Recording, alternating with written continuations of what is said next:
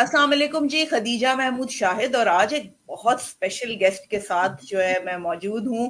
और वो मेरा स्पेशल गेस्ट जो है वो आपको यकीनन दूसरे विंडो में नजर आ रहे हैं। और लेकिन वकार वैसे हम सब इनको जानते हैं, लेकिन जितना प्यार वदूद अहमद को लोगों ने दिया और आज भी 11 साल के बाद 11-12 साल हो गए हैं और आज भी जो है लोग जो है वदूद अहमद से उतना ही प्यार करते हैं। लेकिन आज हम वदूद से नहीं, आज हम वकार से बात करेंगे क्योंकि वकार ब्यूटी इंडस्ट्री का बहुत बड़ा नाम है। और हम में से बहुत सारे लोग जानते हैं इनका अपना सैलून है और ये बहुत कमाल के इनके मेकअप हो जाए, मतलब इनकी ब्यूटी टिप्स हो, मतलब यू नेम इट। और वकार जो है उनके पास जो है फिंगर टिप्स पे जो है जवाबात होते हैं। तो मैं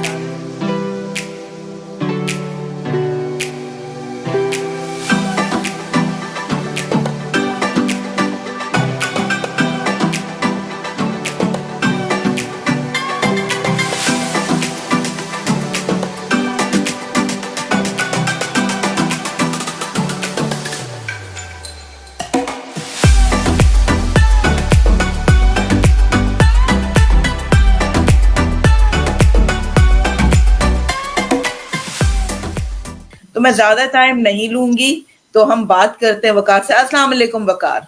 वालेकुम अस्सलाम खतीजा, बहुत बहुत शुक्रिया आपका मुझे अपने पॉडकास्ट से बुलाने का। मुझे बहुत अच्छा लगता है कि आपकी जिस तरह आप शाइस्तगी से इंटरव्यू आप करती हैं और जितने अच्छे इंफॉर्मेटिव चीजें करती हैं, तो मुझे था कि मैं आपके साथ जरूर इंटरव्यू में करूँ। Thank you so much. और दूसरा ये कि अब ये मेरे छोटे भाइयों की तरह है, तो इसका तो मैं समझ लो मेरा एक मान था कि वकार से तो टाइम लेना ही लेना है। और इसने ये इज सो स्वीट, कहते हैं ना कि तारीफ करो तो अगर किसी की कोई बात अच्छी है तो वकार बतानी चाहिए। मैंने कहा वकार कब करें, तो इसका जवाब था कि कल ही कर लेते हैं। तो मुझे इतना मान मेरा बढ़ा कि वाकई मैं अगर इसको अपने छोटे भाइयों की तरह समझती हूँ, तो मेरा मान रखने के लिए भी बहुत बहुत शुक्रिया वकार। बहुत शुक्रिया आपका, शुक्रिया। आप इतने प्यार से कहती हैं तो आपको तो ना हो नहीं सकता। अच्छा वकार, आज हम बात करेंगे, जैसे कि मेरे जो पॉडकास्ट है इसका जो नाम ही है हमने रखा है कि self grooming and beauty tips by Waqar. मैं ये चाहूंगी कि उस दिन हमारी जब डिस्कशन हो रही थी तो तुमने बताया था कि तुम्हारे पास इनबॉक्स में बहुत सवालात आते हैं कि जैसे बहुत आते हैं ये प्राइमर और ये इसमें स्टिक में क्या डिफरेंस है, फाउंडेशन में क्या। मैं चाहूंगी कि पहले मेरा सवाल की बजाय पहले अगर जो तुम्हारे पास सवाल आते हैं, क्या ख्याल है हम वो ना डिस्कस करें, ताकि जो लोग तुमसे पूछ रहे हैं वो इससे फायदा उठा लें। बिल्कुल बिल्कुल। मेरे पास ज्यादातर ये सवाल आता है जो स्पेशल खवातीन मुझसे करती हैं कि हम कौन सी फाउंडेशन लगाएं। तो अब ये एक डीएम पे ये जवाब देना बड़ा मुश्किल होता है, तो मैं कोशिश करता हूँ कि या तो कोई हमारी वीडियो राब्ता हो जाए या वो मेरे पास आ जाए। क्योंकि सबसे पहले किसी भी फाउंडेशन को सजेस्ट करने से पहले आपको स्किन एनालाइज करनी पड़ती है। जब आप भी कभी अपनी फाउंडेशन इस्तेमाल करें, कोई भी खातून, तो पहले सबसे पहले अपनी स्किन टाइप देखें कि उनकी स्किन टाइप क्या है। आया उनकी ऑयली स्किन है, उनकी जो है वो कॉम्बिनेशन स्किन है, उनकी ड्राई स्किन है। क्योंकि देखिए ड्राई स्किन का पता चल जाता है, स्किन पे खुश्की होती है। ऑयली स्किन का भी पता चल जाता है। कॉम्बिनेशन स्किन में क्या होता है कि आपका जो टी जोन होता है वो थोड़ा ऑयली रहता है, बट चीक्स आपके ड्राई होते हैं, राइट। कुछ की बहुत सेंसिटिव स्किन होती है, बहुत सेंसिटिव स्किन के हल्का सा भी कुछ करें तो रैश पड़ जाते हैं। तो सबसे पहले आप अपनी स्किन के बारे में जानें। दूसरी बात कि आप किस एनवायरनमेंट में रह रही हैं। जैसे मेरे बहुत से क्लाइंट्स हैं जो अमेरिका में होते हैं, कनाडा में हैं, कुछ दुबई में हैं। तो अब जैसे सऊदीया का मौसम बहुत गर्म है, तो आपका जो क्लाइमेट है वो वहाँ बहुत गर्म है। कराची का जो क्लाइमेट है या पाकिस्तान का जो क्लाइमेट है कराची में स्पेशली, वो काफी ह्यूमिड वाला फॉर्म है। यही आप इस्लामाबाद चले जाएं या आप चले जाएं मरीज जगह पे, तो वहाँ थोड़ा कदरे ठंडा मौसम है। इसी तरह अगर आप चले जाएं कनाडा, अमेरिका, तो वहां बहुत सर्दी पड़ती है। तो सबसे पहले देखना चाहिए कि आप किस एनवायरनमेंट में हैं, आपकी स्किन क्या टाइप है, आप किस एनवायरनमेंट में हैं और आप पे कौन सी चीज सूट करेगी। जैसे कि बहुत सी खवातीन कहती हैं हम बॉबी ब्राउन लगा लेते हैं। बॉबी ब्राउन तो मेरी बहुत पसंदीदा फाउंडेशन है, बहुत अच्छी फाउंडेशन है, मगर कराची के क्लाइमेट पे वो काम नहीं करेगी। या वो दुबई के क्लाइमेट पे काम नहीं करेगी जब आप बहुत ज्यादा ह्यूमिड में निकलेंगे, क्योंकि वो बहुत हैवी मॉइस्चराइजर फाउंडेशन है, वो आपकी स्किन से ब्लीड आउट करना शुरू करेगी और पैची करना शुरू कर देगी, ऑयली करना शुरू कर देगी। फिर उसके बाद सबसे पहले आपने देखना होता है कि अगर आपकी स्किन ड्राई है तो आप वो फाउंडेशन यूज करेंगे जिसमें मॉइस्चराइजर बेस्ड, ज्यादा मॉइस्चराइजर बेस्ड हो। आपकी अगर ऑयली स्किन है तो आप देखेंगे कि वो जिसपे स्प्रेड बेस्ड फाउंडेशन या वो फाउंडेशन जो मैट फाउंडेशन है वो आप उसका इंतखाब करेंगे। फिर उसके बाद आपके पास सेंसिटिव अगर आता है तो हाइपोएलर्जिक फाउंडेशन होती हैं, आप हाइपोएलर्जिक फाउंडेशन यूज कर सकती हैं। मार्केट में अब हर चीज अवेलेबल है। अगर आपकी बहुत डेड है और बहुत एक्नी और बहुत गंदी स्किन है तो आप वैक्स बेस्ड जैसे स्टिक होती है, टीवी पेंट स्टिक, उन पे जा सकती है जो सबसे हाई कवरेज फाउंडेशन होती है। फिर उसके बाद आप देखते ये हैं कि क्योंकि ब्राइड्स बन रहे होते हैं या जो कोई मेकअप पार्टी मेकअप हो रहा था तो उसमें हम ये सैलून में कवरेज कर देते हैं, लेकिन आम जिंदगी में बहुत फुल कवरेज आपकी नेगेट आई को बहुत ऑफ लगती है, तो आपको हल्का फुल्का उसको नेचुरल रखना होता है। अब तीसरी बात ये आती है कि आपकी स्किन की अंडरटोन क्या है, ये सबसे इंपॉर्टेंट बात। अगर आपकी अंडरटोन बहुत पेल, जैसे अमेरिका कनाडा में आपने देखा होगा अंग्रेज बिल्कुल पेल स्किन होती है, तो उनकी अंडरटोन भी बिल्कुल पेल होती है, तो वो अगर व्हाइट फाउंडेशन भी लगाते हैं तो फट से उनकी स्किन पे ब्लेंड हो जाएगी। बदकिस्मती से होता है कि जो एशियन इलाके हैं जैसे दुबई है, पाकिस्तान है, इन जगह के जो इलाके हैं उनमें क्योंकि जो एशियन लोग हैं जो इंडिया में पाकिस्तान में उनकी मिक्स टोन स्किन है, कुछ बहुत गोरे हैं, कुछ सांवले हैं, कुछ डार्क हैं, लेकिन ज्यादातर जो होता है आपने देखा होगा कि जब कोई गोरा होगा तो उसकी अंडरटोन येलो में आ रही होगी, कोई अगर सांवला होगा तो उसकी अंडरटोन रेड में आ रही होगी। बाकी लोग कुछ ऐसे होते हैं जो कॉम्बिनेशन में होते हैं जिनके अंदर येलो भी होती है और रेड भी होती है, जो बड़ी गोल्डन स्किन टाइप होती है। तो हमारे यहाँ फाउंडेशन हमेशा जो है वो दो फाउंडेशन आपको एक साथ लेनी पड़ती है। अगर आप थोड़ी सी फेयर ले लेते हैं, यानी कि अगर आपकी स्किन सांवली है जब मिक्स अंडरटोन है, और अगर आप ले लेते हैं उसके अंदर येलो बेस तो आप ग्रे लगने लगेंगे। अगर आप थोड़ा डार्कर ले लेंगे रेड फाउंडेशन तो आप काले लगने लगेंगे। तो आपको दोनों की मिकदार इक्वल रख के फिर अपनी स्किन पे लगाएंगे तो वो स्किन पे हमेशा अच्छा रिजल्ट देगी, ऑक्सीडाइज नहीं करेगी आपकी स्किन को, आपकी स्किन बेहतर लगेगी। इसी तरह जब आप बाहर पाकिस्तान से बाहर आप देखें कि आप बहुत सारी चीजें आप पाकिस्तान में भी अवेलेबल है, बीबी क्रीम्स हैं। अगर आपने लाइट फाउंडेशन लेना है तो आप बीबी क्रीम यूज कर सकते हैं। लेकिन अगर किसी की बहुत बहुत ज्यादा जैसे बर्ड्स के मार्क्स हैं, किसी के चेहरे पे बहुत ज्यादा डैमेजेस हैं और उसको हाई कवरेज फाउंडेशन चाहिए तो आप डर्मा की क्रायलॉन की जो डर्मा फाउंडेशन है वो इस दुनिया की सबसे हाई कवरेज फाउंडेशन है, आप वो यूज कर सकते हैं।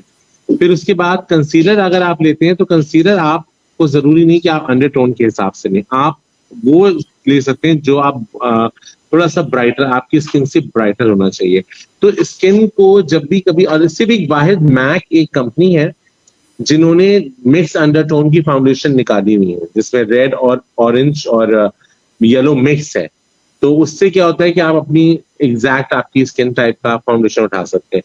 लेकिन मैं हमेशा सजेस्ट करता हूँ जिसकी मिक्स अंडरटोन है वो दो फाउंडेशन लें और दोनों को मिक्स करके लगाएं, तो उनकी वो क्वांटिटी ज्यादा से चलेगी और उनकी स्किन बेहतर भी लगेगी, वो कम भी लगेगी तो बेहतर लगेगी। ग्रेट, ये बड़ा बहुत इंफॉर्मेटिव चीजें हैं जो हम नहीं समझ पाते हैं। और एक्चुअली ये होता है ना कि अक्सर खवातीन जाती हैं अपनी हाथ पे फाउंडेशन चेक करके और वो ले लेती हैं, मगर वो फाउंडेशन अंडरटोन के हिसाब से आपको ऑक्सीडाइज करने के बाद क्या रिजल्ट देती है वो आपने चेक करना। और वो कैसे हम फिर चेक करें? वो आपने अगर आप खुद इतनी नॉलेज रखते हैं तो वो खुद भी देख सकते हैं कि आपकी अंडरटोन, जैसे अब जैसे मेरी स्किन है, अब मेरी स्किन अंडरटोन येलो है लेकिन इसमें थोड़ा सा रेड है क्योंकि मैं बहुत गोरा नहीं हूं, तो उसमें थोड़ा सा रेड है, तो यानी कि आपने थोड़ा सा रेड उसमें मिक्स करेंगे तो स्किन टोन प्यारी लगेगी। अक्सर तो लोग बोलते हैं यार आप लोग जब शूट्स करते हैं तो आप लोग ऐसी जबरदस्त स्किन बना देते हैं, क्योंकि हमने पढ़ा हुआ होता है इसको, हमने स्टडी किया है अंडरटोन्स को, टोन्स को। फिर उसके बाद हम क्योंकि मुख्तलिफ फाउंडेशंस पे काम कर रहे होते हैं तो we can mix and blend with different foundations and different undertone colours ताकि वो हमारी स्किन को बेहतर बना सके। सेम एज जैसे अक्सर मैं कोई लिपस्टिक शेड लगाता हूँ तो I can mix with the foundation, I can mix with the concealer, I can mix with another lipstick colour, तो मुझसे तो पूछते हैं कि आपने वो लिपस्टिक कलर लगाया था ना, वो बहुत अच्छा था। अब मुझे याद ही नहीं होता कि मैंने तो इतने सारे मिक्स किए। सो आप बेसिकली जब हम पढ़ते हैं तो उसके अंदर तमाम चीजें होती हैं, कोशिश करते हैं कि हम जो है वो हमारे पास क्लाइंट कोई आ रहा है तो उसको अपनी एक्सपर्टीज के साथ बता दें कि ये, बजाय कि वो 100 फाउंडेशन दे और फिर उसको तजुर्बा करे, तो हम सेल्फ ग्रूमिंग कोर्सेज भी अनाउंस करते हैं कि जिसमें आप आए, हम आपसे मीटिंग करते हैं, आपसे बात करते हैं, फिर हम आपको बिठाते हैं, आपसे बात करते हैं, आपकी स्किन चेक करते हैं, आपके देख पूछते हैं कि आप कैसे प्रोफेशन में, आपको कितना मेकअप करना चाहिए, क्या होना चाहिए, क्या मेकअप आप पे सूट करेगा, ये तमाम चीजें हम उसमें बताते हैं। राइट। तो और बजाय बहुत सारा गलत मेकअप लेने के, सही आर्टिस्ट के साथ सही डिस्कशन करने के बाद सही मेकअप लें। ग्रेट। अच्छा वकार, और कौन सा सवाल है जो बहुत ज्यादा जो है तुम्हें आते हैं? अक्सर मुझसे ये सवाल किया जा रहा होता है कि हम स्किन रूटीन के लिए कौन सी आई क्रीम लगाएं, कौन सी डे क्रीम लगाएं, कौन सी, ये भी देखिए एक इसके लिए ना जब अगर अगर फर्स्ट करने को मुझसे पूछेंगे, आप मुझसे पूछेंगे जी वकार मैं रात में कौन सी क्रीम लगाऊं, तो आप इस एक सवाल के बदले मुझे आपसे बहुत सारे सवाल करने पड़ेंगे कि आपको कोई कॉर्टिजोन तो आपने कभी नहीं दिया, या आपने कोई ऐसी स्किन की चीजें इस्तेमाल तो नहीं कर रहे, या आप किस पर्पस के लिए नाइट क्रीम लेना चाहती हैं, आपका गोल क्या है, आया वो वाइटनिंग है, आया वो हाइड्रेशन है। तो ऐसे बहुत सारे सवाल होते हैं जो कि आपसे करने के बाद फिर मैं आपको सजेस्ट कर सकता हूँ कि which type of creams suits to you. Okay right. तो ये रैंडम जब सवाल कभी अक्सर मुझसे खवातीन करती है तो मैं अजीब हो जाता हूँ कि मुझे लगता है कि मैं क्या इनको कैसे जवाब दूं, जब तक मुझे उनसे डिस्कशन करना बहुत जरूरी है। वरना क्या होता है, ऐसे तो डे क्रीम नाइट क्रीम चलते फिरते लोग कहते हैं आप ये लगा लें, आप ये लगा लें, आप ये लगा लें, बट वो आपकी स्किन टाइप को सूट करती है कि नहीं। बहुत सी ऐसी फाउंडेशन जो ऐसी नाइट क्रीम्स होती हैं जिनमें जिंक होता है, लेकिन बहुत सी बॉडीज ऐसी हैं जो जिंक एक्सेप्ट नहीं करती, तो वो आपको चेक करना पड़ता है, आपको देखना पड़ता है, वो तमाम चीजें उसके अंदर शामिल होती हैं। तो कभी भी ऐसी कोई नाइट क्रीम, कोई बीबी क्रीम, कोई ऐसी जो जैसे कहते हैं कोई कॉस्मेटिक्स बेस्ड चीजें, जैसे कि फेशियल स्प्रेज हैं या क्लिनजर्स हैं, वो कौन से यूज करने चाहिए, तो वो भी स्किन टाइप देख के ही हम आपको बता सकते हैं। जैसे आप मार्केट में देखें, मार्केट में क्लिनजर्स मिलते हैं, आपने नॉर्मली लोग के जहन में आता है क्लिनजिंग मिल्क ले रहे हैं, तो क्लिनजिंग मिल्क जो है वो कॉम्बिनेशन स्किन के लिए तो बहुत अच्छा है और ड्राई स्किन के लिए भी बहुत अच्छा है, लेकिन अगर बात आती है ऑयली स्किन की तो आपको वाटर बेस्ड या स्प्रिट बेस्ड क्लिनजर लेना चाहिए जो कि अच्छे से आपके ऑयल को रिमूव करे, क्योंकि जो क्रीम बेस होगा वो तो ऑयल छोड़ेगा आपके फेस के ऊपर। राइट। इसी तरह जब सन ब्लॉक की बात आती है कि वकार हम सन ब्लॉक कौन सा यूज करें, तो सन ब्लॉक में भी आपको देखना होता है कि what is your skin type. If you have a dry skin type और आप यूज कर रहे हैं मॉइस्चराइजर बेस, क्रीम बेस, तो वो तो और मजीद डिजास्टर करेगा आपके फेस पे। और अगर जबकि सनब्लॉक बुरा नहीं है, आपने गलत चीज दी अपने स्किन के हिसाब से। इसी तरीके से जैसे कि किसी की स्किन बहुत ऑयली है और वो लगा लेता है इस तरह की जो क्रीम बेस्ड, तो उसको प्रॉब्लम एक्नी हो जाएगी। और जिनकी ड्राई स्किन है और वो अगर अल्कोहल बेस्ड वो लगा लें सनब्लॉक, तो उनकी स्किन पर ड्राई पैचेस पड़ना शुरू हो जाएंगे। सो इट्स ऑल अबाउट कि what is your skin type, what is your profession, कितना एक्सपोजर सन के साथ है आपका, ये तमाम चीजें उसके लिए बहुत जरूरी है। Waqar trust me I am telling you, तुम इतनी इंफॉर्मेटिव गुफ्तगू हो रही है, ट्रस्ट मी। मतलब हम बाजार जाते हैं और हम सिर्फ ये कह देते हैं कि जी आप सन ब्लॉक दे दें, सनस्क्रीन दे दें, हाँ एग्जैक्टली। हम उठा के ले आते हैं और विदाउट कभी जब इसको एक्चुअली क्या होता है, ये मेरे एक टीचर थे, मैं बैंकॉक में क्लास ले रहा था, तो उन्होंने एक बड़ी छोटी सी बात एक रवानी से कह दी और वो इतनी बेहतरीन बात थी। उन्होंने कहा कि जो प्रोडक्ट के पीछे इंग्रेडिएंट्स और चीजें लिखी होती है ना, उसे पढ़ा करें, उसे देखें वो किस चीज के लिए है, आया वो आपकी स्किन को सूट करती भी है कि नहीं।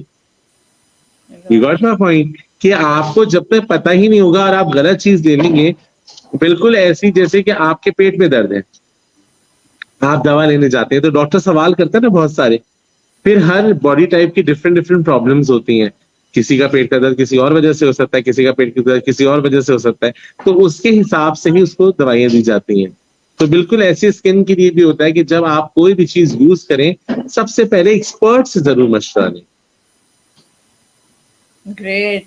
नहीं वाकई ये तो चीजें हमें नहीं पता थी ऑनेस्टली। मैंने कहा ना कि हम जैसे तुमने क्लिनजिंग मिल्क की बात की, हम लोग जी जाते हैं, हम कहते हैं जी अच्छा सा क्लिनजिंग मिल्क दे दें, वो दे जी। देता है। अगर और हमें ऑयल बेस्ड होगा तो वो तो और एक्ने स्किन पे तो वो और गड़बड़ कर देगा। एग्जैक्टली जैसे कि मुझसे सवाल पूछा जाता है कि वो कार व्हाट इज प्राइमर, हाँ मैं प्राइमर पूछने क्यों लगाएं। हाँ, प्राइमर क्यों लगाएं। बेसिकली प्राइमर क्या करता है, प्राइमर आपके पोर्स को मिनिमाइज करता है, ओके राइट। और उसके बाद आपकी स्किन के अंदर फाउंडेशन की पेनिट्रेशन को कम करता है, राइट राइट। अब यहां भी दो चीजें आ जाती हैं। अगर आपकी स्किन ऑयली है तो आप वो प्राइमर यूज करेंगे जो जेल बेस्ड होगा, अच्छा जिसके अंदर जल्दी मॉइस्चराइज करने के साथ साथ, हाइड्रेट करने के साथ साथ उसको जल्दी ड्राई होने की क्वालिटी इसके अंदर होनी जरूरी है। अगर और जैसे अगर किसी की ड्राई स्किन है तो उसको क्रीम बेस या ऑयल बेस्ड प्राइमर या ऑयल्स लगाने चाहिए। एक्चुअली क्या होता है, जब यूट्यूब पे और इंस्टाग्राम पे हम देखते हैं वो बड़े बड़े से ऑयल्स लग रहे होते हैं, चीजें लग रही होती हैं, वो बहुत अच्छे ऑयल्स हैं, मगर वो उनके लिए नहीं है जिनकी बहुत हाइपरलर्जिक स्किन हो या बहुत ऑयली स्किन हो। तो वो तो और आप ऑयल लगा के और अपने ऑयल ग्लैंड्स एक्टिवेट कर देंगे।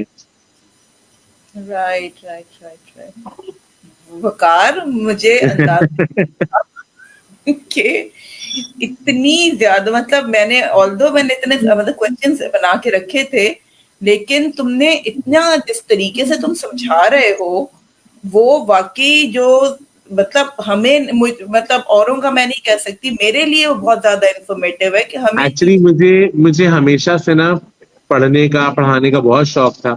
तो जब भी मैं मेकअप, जब मैंने सीखा मेकअप, तो हमने ऐसे सीखा कि मैं डेप्लेक्स पे काम करता था, तो वहां पर मैं फिल्मों में जा जाके धक्के खा खा के, तो आप सीख लेते हैं। और मून भाई मेरे उस्ताद हैं डेप्लेक्स में, निगत मिसबा और मून, उनसे मैंने सीखा, मुसरत आपा से मैंने सीखा। बेसिकली मेरी रूट्स जो है वो डेप्लेक्स ही हैं। तो मैंने मुसरत आपा के साथ सबसे पहले मुझे निगत आपा ने सिलेक्ट किया था। निगत आपा ने मुझे बहुत बहुत बहुत सपोर्ट किया। उसके बाद मैं जब डेफिस लाहौर में गया तो मैंने मून भाई के साथ काम किया।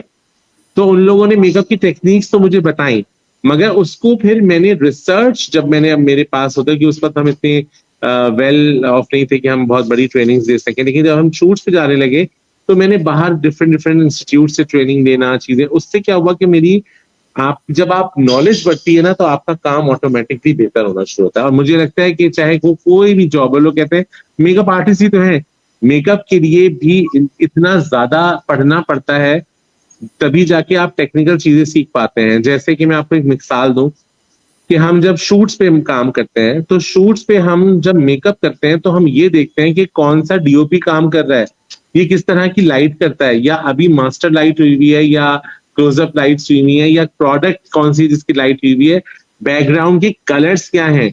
अगर मैंने किसी को फाउंडेशन डार्क लगाई है और बैकग्राउंड ग्रे, तो वो ऑटोमेटिकली काली लगेगी उसके ऊपर लाइट्स में। तो आपको बैकग्राउंड कलर्स, आपको अंडरटोन स्किन, ये सब कुछ देख के आपको करना पड़ता है। फिर उसके बाद कैमरेज में जनरेशन लॉस होती है कि जब आप उसके अंदर जब वो ग्रैबिंग पे जाता है और वो फाइनल फिनिशिंग पे जाता है, तो कलर करेक्शन होती है। तो आपको वो कलर माइंड में रखते हुए कलर लगाना होता है कि if you want a baby pink colour on the final shot, तो you have to give a little bit tinge of the shocking pink on the list, because it's never looks nice on the naked eye, but it looks perfect on screen. Wow, I am impressed. अच्छा वकार, एक चीज मुझे guide करो, मैं हमेशा confuse रहती हूँ इस बात पे। लोग कहते हैं जी हर्बल फेशियल, जब फेशियल की बात आती है तो मुख्तलिफ किस्म के फेशियल्स होते हैं।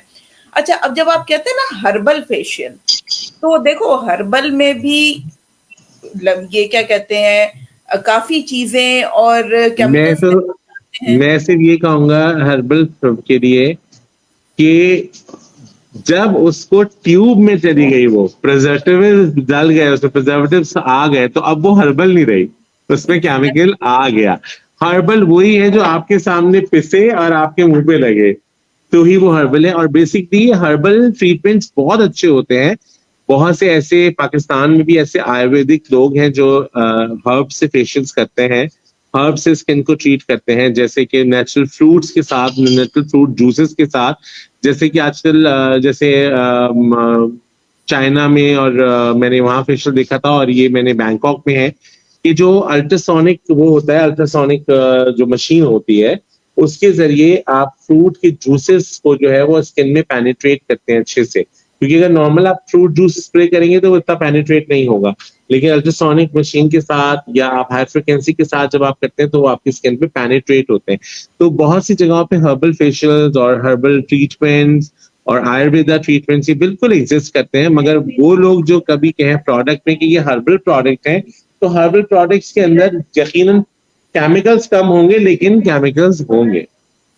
मुझे यही चीज जो है मेरे जहन में सवाल अक्सर गर्दिश करता था कि जब आप कहते हैं कि जी इट्स हर्बल, लेकिन उसमें कैसे, क्योंकि उसमें जाहिर फ्रेग्रेंस भी होती है जी, उसमें बहुत सारी उसमें चीजें। प्रिजर्वेटिव्स भी होते हैं। अच्छा, एक चीज मुझे और करनी है, जो मेरे पास काफी सवाल आए थे, वो ये था कि जब हम बालों की बात करते हैं तो आजकल जो इतनी सारी टेक्निक्स आई हुई हैं कि जैसे इनमें रिबॉन्डिंग है, केराटिन ट्रीटमेंट है, और मतलब बहुत सारे जो हैं, तो उनके लिए जो केमिकली ट्रीटेड हेयर होते हैं, तो उनके लिए क्या जो शैम्पूज होते हैं वो नॉर्मल शैम्पूज होते हैं या उनके लिए भी कोई अलग किस्म के शैम्पू होते हैं? देखिए, अब मैं आपको बताता हूँ। सबसे पहला सवाल, इसी सवाल से मैं आपको 4 सवाल के जवाब देता हूँ। Number 1, what is the difference between keratin and rebounding? Rebounding, tree transformation और जो आप देखते हैं रिबाउंडिंग से रिलेटेड जितने भी जो स्ट्रेटनिंग ट्रीटमेंट है, उन सब के अंदर आपको जो है वो आपको आई थिंक जो ज्यादातर चीज वेरी सेफ एंड बहुत से जो रिबाउंडिंग के जो लोकल प्रोडक्ट्स आती है ना, उनमें आपका बॉन्ड टूटता है, जो आपका इलास्टिसिटी बॉन्ड होता है बाल का, वो तोड़ देते हैं, उसको बिल्कुल ब्रेक कर देते हैं।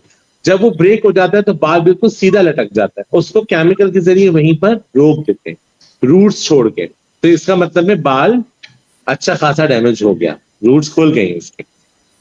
इस साइमल्टेनियस जब आप कैराटीन कराते हैं तो कैराटीन हमारे बालों में ऑलरेडी होता है। हम कैराटीन जब बहुत ज्यादा रफ हो जाते हैं बाल, गलत प्रोडक्ट यूज करने की वजह से, गलत शैम्पू की वजह से अगर बाल रफ हो जाते हैं, तो जब आप कैराटीन कराते हैं तो कैराटीन आपके बालों को स्मूथ करता है।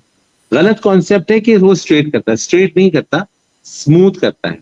अब क्योंकि पाकिस्तान वालों को सब पहचान गए हैं, तो खवातीनों को बालों को स्ट्रेट का शौक होता है, तो कहते हैं जी ब्राजीलियन कैराटीन है या ब्राजीलियन बोटॉक्स है, ये नाम निकले हुए अलग अलग, लेकिन क्या किया हुआ है कि उसके अंदर कैराटीन के अंदर रिबाउंडिंग ऐड हुई हुई है, तो वो केमिकल है। अगर आप नॉर्मल कैराटीन कराते हैं तो वो इतना हार्श केमिकल नहीं है, वो बहुत माइल्ड केमिकल होता है जो आपके बालों में हम हीट के जरिए इन्फ्यूज करते हैं, और वो कैराटीन आपके बालों में हीट के जरिए इन्फ्यूज करके आपके बालों को स्मूथ करता है। Rebounding is a chemical treatment, जो आपको हम केमिकली स्ट्रेट करते हैं बाल। और रही बात शैम्पूज की, तो अब आप जब रिबाउंडिंग के शैम्पू यूज करेंगे तो वो ऑफ कोर्स वो वाले होंगे जो उस केमिकल को थोड़ा सा प्रिजर्व करके रखने की लिए ताकत रखते होंगे। इसी तरह कैराटीन हर शैम्पू में वैसे ही मौजूद होता है, लेकिन अगर कैराटीन स्पेसिफिक शैम्पू आप यूज करते हैं तो जो आपने कैराटीन इन्फ्यूज किया उसको बैलेंस रखने में वो मदद देता है। राइट। अब जैसे कर्ली हेयर है, कर्ली हेयर का शैम्पू जो है, जो बिल्कुल स्पाइरल कर्ल होते हैं, उनको बिल्कुल सल्फेट फ्री शैम्पू यूज करने चाहिए। ऐसे शैम्पू यूज करने चाहिए जो बने ही सिर्फ कर्ली हेयर्स के लिए हों। तो बिल्कुल इससे डिफरेंस होता है कि आपके बालों के किस हिसाब से क्या आपके बालों की रिक्वायरमेंट है, उसके हिसाब से शैम्पू यूज करना चाहिए। राइट। अच्छा, अब ये मुझे बताओ कि जो मैनिक्योर और पेडिक्योर जो है आजकल वो है, कुछ लोग कहते हैं कि नहीं जी सिर्फ पेडिक्योर करा लो क्योंकि पाँव के उसमें ज्यादा चीजें मतलब वो यूज होती हैं और मतलब पाँव नजर आते हैं, और मैनिक्योर जो है, तुम क्या समझते हो एज एन एक्सपर्ट, मैनिक्योर और पेडिक्योर दोनों कराना जो है मस्ट, तो मैं नहीं यूज करूंगी वर्ड, लेकिन क्या दोनों ही इम्पोर्टेंट हैं, दोनों की सिग्निफिकेंस अलग है, या तुम किसको ज्यादा प्रेफरेंस दोगे? क्योंकि मेरे पास सवाल है। जैसे कि इस्लाम में है ना कि सफाई निस्फ समान है, तो pedicure and manicure it's a part of hygiene, it's not a part of fashion और कॉस्मेटाइजिंग। इसकी ज्यादा जो it's a part of hygiene, इसमें आप जब हम क्योंकि देखिए बहुत से फुटवेयर कंपनीज हैं, फुट स्पेशलिस्ट हैं जो पेडिक्योर्स करते हैं, मेडिकेटेड पेडिक्योर्स करते हैं, जिस जैसे कि डायबिटिक पेशेंट्स के या जो जिसपे एक्जिमा हो, इस तरह के पेशेंट के लिए तो फुट केयर सेंटर्स हैं जहाँ पर ये पेडिक्योर्स होते हैं। लेकिन जो सैलून में पेडिक्योर्स होते हैं उसमें भी मेक श्योर कि आपके टूल्स सैनिटाइज होने चाहिए, बिकॉज आप मेटल टूल्स यूज कर रहे होते हैं, तो टूल्स सैनिटाइज होने चाहिए। और उसका जो एक क्वालिटी प्लान और क्वालिटी चेक इम्पोर्टेंट होना चाहिए। तो हमेशा पेडिक्योर मैनिक्योर कराने से पहले जरूर देखें कि जब आपका जो आपको मैनिक्योर पेडिक्योर कर रहा है तो उसने आपके जो टूल्स हैं वो डिटॉल डिप किए हैं, सैनिटाइज हुए हुए हैं, स्टरलाइज हुए हुए हैं, तो ही आप वो चीज उस पर यूज कर सकते हैं। और manicure pedicure is very very important. हाथ और पैर की सफाई बहुत जरूरी होती है। हाँ, एक चीज जो हमेशा हम क्लाइंट को भी समझाते हैं, कुछ समझ जाते हैं कुछ नहीं समझते, लेकिन ये होता है कि जो हमारे क्यूटिकल्स होते हैं ना, बहुत से लोग पुश करके क्यूटिकल्स को बहुत पीछे बिल्कुल नीट कराना चाह रहे होते हैं। बट आई सजेस्ट कि क्यूटिकल बहुत ज्यादा पुश ना करें, क्योंकि जब आप क्यूटिकल बहुत ज्यादा पुश करते हैं तो आप नेल्स की रूट तक पहुंच रहे होते हैं, यानी कि फंगल इन्फेक्शन होने के चांसेस ज्यादा होते हैं। दिखने में तो वो खूबसूरत लगता है बट लेकिन उसके लिए आपको इन्फेक्शन होने के चांसेस ज्यादा होते हैं। तो मैनिक्योर पेडिक्योर जरूर करवाएं, बहुत जरूरी है, मगर एक्सपर्ट से करवाएं, कोई ऐसी जगह से कराएं जहां पर आपको इस बात का इत्मीनान हो कि तमाम चीजें साफ और बेहतरीन क्वालिटी की। राइट। अच्छा, अब मुझे ये बताओ कि अब जैसे वक्त की कमी का मसला, आजकल आप तो बताया कि वक्त बहुत कम होता है लोगों के पास और सैलून जाने का भी टाइम नहीं है। और जैसे हमने बात की थी कि हम एक जो सीरीज का प्लान है हमारा कि जी self grooming and beauty tips by Waqar. तो वकार, अगर फॉर एग्जांपल जो वर्किंग वुमेन है या चलो जो हाउस वाइफ्स हैं, उनके पास अगर नहीं टाइम कि वो सैलून आ सकें, तो वो घर में रहते हुए और या फिर अपने जो भी उनका जो बिजी स्केड्यूल है उसको मद्देनजर रखते हुए वो क्या ऐसा चीज करें, उनको तो उनके लिए थोड़ी सी गाइडेंस मुझे दो कि वो घर में रहते हुए या अपना जो स्केड्यूल है तो वो अपने आप को प्रेजेंटेबल खूबसूरत बनाए। देखिए, अक्सर ऐसा होता है कभी हमारी गाड़ी खराब हो जाती है।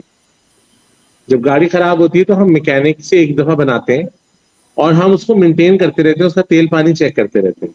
ऐसे ही होता है। इसी तरह जब फेशियल्स के लिए भी आप अपनी स्किन के लिए, बालों के लिए आप अपने एक्सपर्ट के पास जाइए। और अब तो तमाम सैलून सेंटर्स को ओपन होते हैं, अपने एक्सपर्ट्स के पास जाइए। उनके पास जब आप फेशियल करा लेते हैं तो फेशियल करने के बाद उसका आफ्टर केयर क्या करना है, क्लिनजिंग, टोनिंग, मॉइस्चराइजिंग, आपको वीक में एक दफा स्क्रबिंग, आपका मॉइस्चराइजिंग मास्क वगैरह, वो आप अपने फेशियल आर्टिस्ट से सजेस्ट करवाते हैं कि मेरे लिए ये आफ्टर केयर क्या है। तो अगर वो फेशियल 1 महीने में एक दफा कराती हैं या 2 महीने में एक दफा कराती हैं और उसको मेंटेन रख लेती हैं तो उनकी स्किन भी बेहतर रहती है। ऐसा नहीं होता कि वो 2 महीने बाद आए तो इतनी बुरी हालत में आए कि ब्लैक हेड्स भरे हुए हों फेस के। अगर डेली बेसिस पे क्लिनजिंग हो जाएगी, डेली बेसिस पे मॉइस्चराइज कर लेंगे, डेली बेसिस पे एक्सफोलिएशन कर लेंगे तो आपकी स्किन वैसे ही ग्लो करना शुरू करेगी। और आई थिंक एक अगर वॉशरूम में आप अपना क्लिनजिंग मिल्क, अपना टोनर, मेरा जो वकार सैलून का जो पेज है मेरा, वकार डिफरेंट शेड्स ऑफ वकार, उसमें मैंने वीडियोस बनाई हुई हैं जिसमें आप डेली रूटीन कर सकते हैं, जिसमें आप क्लिनजिंग, टोनिंग, मॉइस्चराइजिंग, एक्सफोलिएशन, ये आपको मैक्सिमम 5 to 10 मिनट्स रखते हैं। अगर आप मॉर्निंग में भी करते हैं, रात में भी करते हैं, तो ये जरूरी है कि आप ये करें जिसकी वजह से आपका रूटीन, आपकी आफ्टर केयर अच्छी रह सके। राइट। और कौन से सवाल आते हैं वकार? मैं चाह रही हूँ कि आज वो लोग के जो वकार से मैं सीखना चाहते हैं तो बेसिकली हमारे यहाँ एक और सवाल मेरे पास बहुत आता है। आजकल आपको देखा होगा पाकिस्तान में ह्यूमिडिटी बहुत ज्यादा है, एक्नी प्रॉब्लम बहुत ज्यादा है खवातीन को। तो अब यहाँ मैं सिर्फ खवातीन से रिलेटेड बात करूंगा कि एक्नी तो आदमियों को भी होती है, लेकिन खवातीन रिलेटेड बात मैं इसलिए करूंगा कि आप, हमारे यहाँ की जो खवातीन है ना, उनमें जल्दबाजी का अंसर बहुत ज्यादा है। 4 पिंपल निकलते हैं वो डॉक्टर के पास भाग जाती हैं, 4 पिंपल निकल आए, मेरे ये पिंपल्स आ गए, मेरी एक्नी हो रही है स्किन पे। एक्नी जब आपकी स्किन पे डेवलप होती है तो उसकी कोई ना कोई कॉजेज होती हैं। या तो आपके अंदर हार्मोनल इनबैलेंसमेंट हो रहा होता है, या कोई हार्मोनल इशू होता है बॉडी में, या आपकी स्किन ऑयल ज्यादा प्रोड्यूस कर रही होती है, या आप कोई ऐसी ग़िज़ाएं खा रही होती हैं जिसकी वजह से आपकी इतनी ज्यादा होती है, या आप कोई ऐसी प्रोडक्ट यूज कर सकती हैं जिसकी वजह से एक्नी आपको ज्यादा हो रही है, या आपका स्ट्रेस लेवल बहुत ज्यादा है जिसकी वजह से आपकी एक्नी ज्यादा होती है। जैसे कि आपने एक सब्जेक्ट पढ़ा होगा, एक बुक है कि बॉडी सेज नो, बॉडी से बॉडीज भी आपकी कहती है नो, कुछ चीजें बॉडी एक्सेप्ट नहीं करती और वो कहती हैं कि नो, तो वो किसी ना किसी तरीके से आपके चेहरे पे शो कर देती है, पिंपल्स के थ्रू, आपकी बॉडी एक्ट के थ्रू, किसी भी थ्रू शो करती हैं। तो आप सबसे पहले ये जाने what is the cause of acne. क्या होता है कि बाज दफा वो इतनी सारी रॉ किचन टैबलेट्स और बहुत सारी ऐसी चीजें खा लेते हैं, बहुत सारी, जिसकी वजह से उनको फिर बाद में बैलेंस करना बहुत मुश्किल होता है।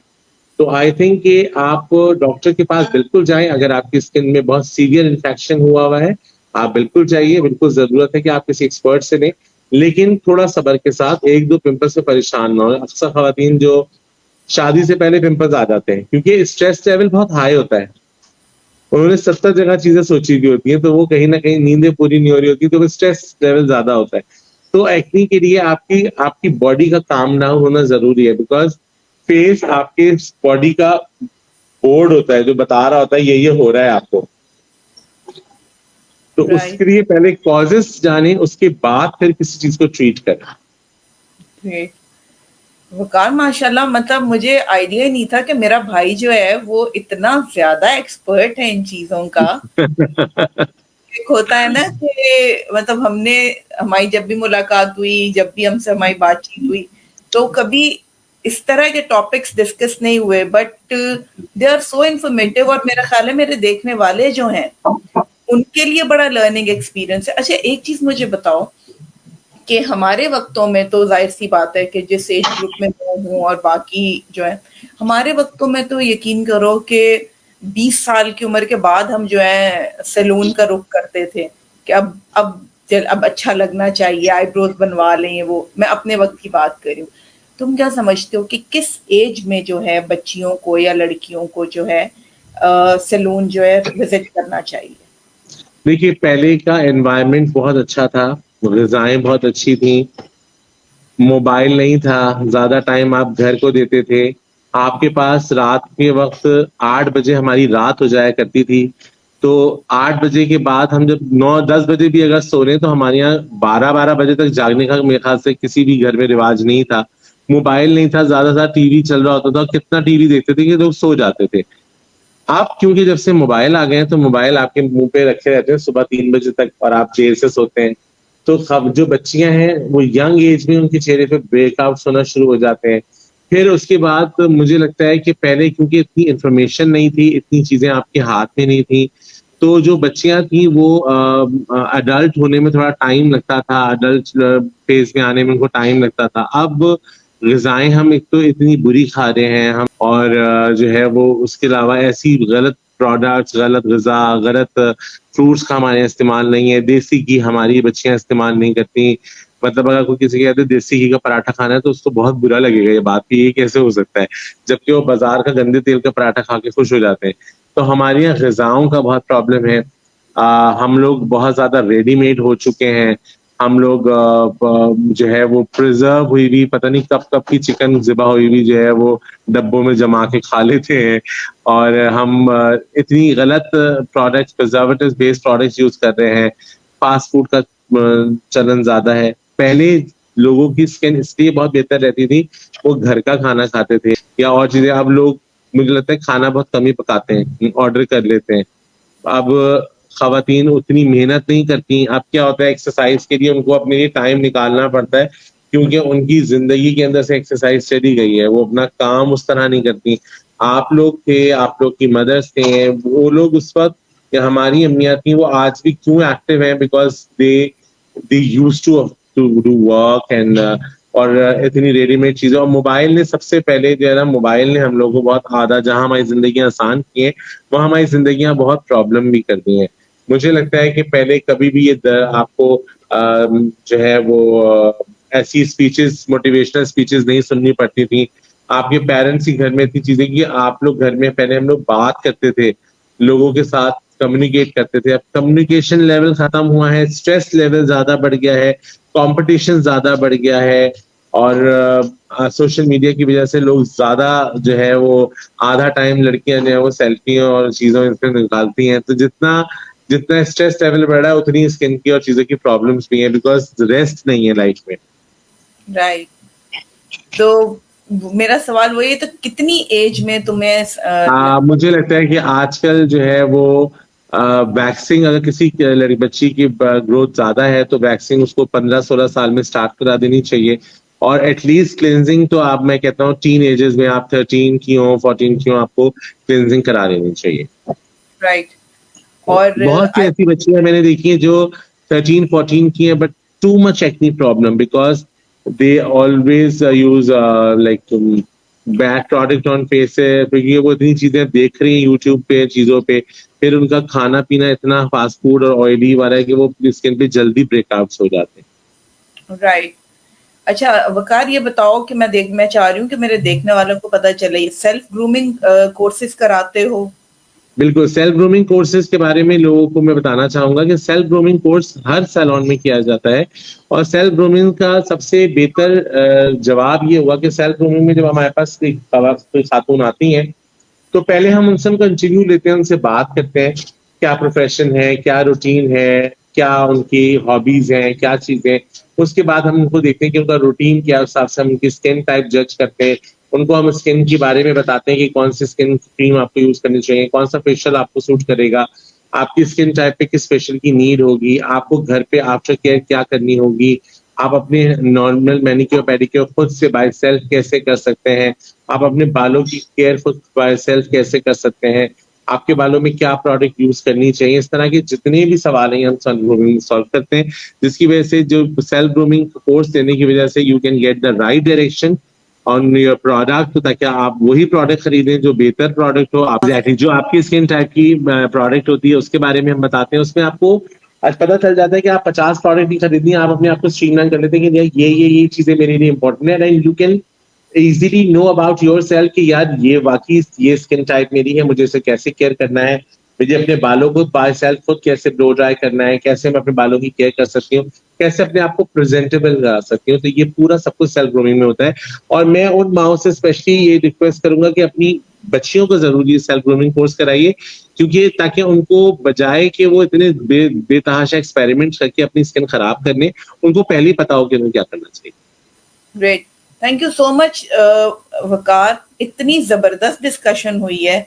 मुझे ये भी पता है कि तुमने अपने बिजी स्केड्यूल में से किस तरह टाइम निकाला है। एनी टाइम नहीं, यकीन करो, मेरा मतलब मैं सच बताऊं ना, मेरा दिल नहीं भर रहा क्योंकि तुम समझा इस तरह रहे हो, लेकिन ये वो वक्त है कि जो तुम्हारे क्लाइंट्स जो हैं वो भी तुम्हारा इंतजार कर रहे होंगे।